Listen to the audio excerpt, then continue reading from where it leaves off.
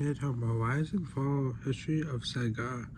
Rise and Fall was console manufacturer, alright?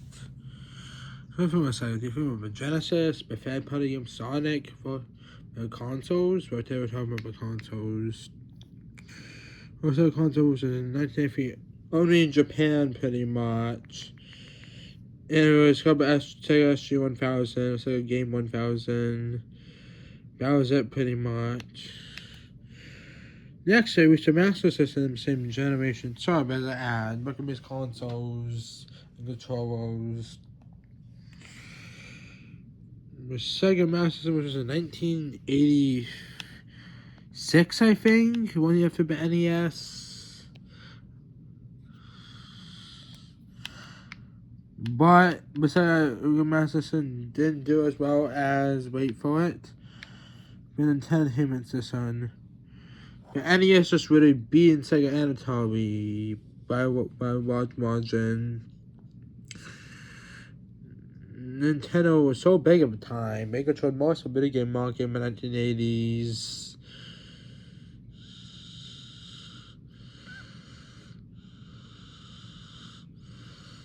Yeah, but basically how Atari was in the past. Nintendo was kind of a dominant force at the time after Atari. And Nintendo Sega, yeah, was just a Nintendo, pretty much. But then, in the 1980s and 90s, Sega Genesis came out on Mega Drive. It was when Nintendo Sega Genesis competed. So basically, it was talking about Super Mario. It was Alex Kidd, both as well, was trying to bust many other series, Echo the Dolphin, Star Fox, and many games were going against each other this time on Nintendo and Sega consoles. Yeah. And I was talking about Hedgehog, I guess, on one of the games. Next, I introduced a handheld in the 1990s. Yeah. The Nintendo Game Boy would done it, but for some odd reason, but Sega Game Gear did try to compete at the time. It came in second place, but before just in second place, behind the Nintendo Game Boy. Sega Game Gear tried to compete. Yeah, it's easy to get close, just more sensitive in price of battery. Next, we introduced add-ons to Sega Genesis to get my downfall a little bit. The Sega CD was made.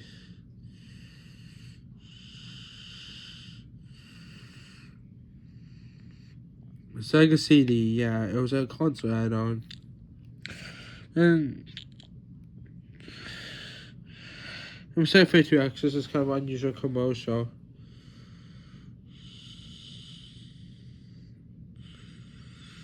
Yeah, but Sega 32X tried to be a console add-on.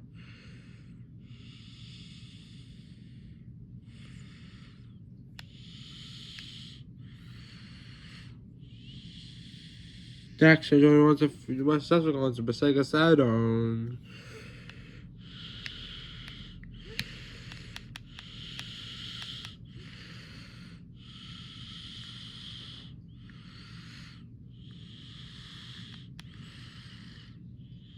The Sega Saturn. Remember, PlayStation 1 came out and literally destroyed the Sega Saturn rank. So instead of $399, it was $299. Or instead of $400, it was $300. The PlayStation 1 outdone the Sega Saturn and the Nintendo 64.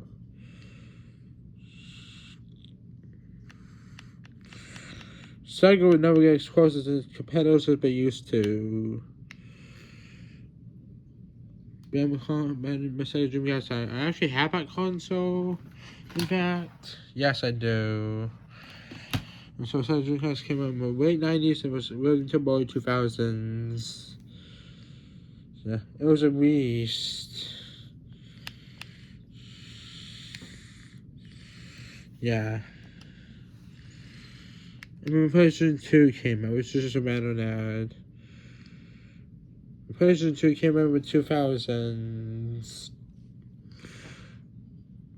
And outside the Dreamcast and Sega Wii and Xbox by a wide margin. PlayStation was really dominant first after Nintendo. Kind of Atari was dominant Nintendo became dominant with PlayStation. And then PlayStation 2 outsold it and really killed the Sega Dreamcast. I'm about to say goodbye, everyone.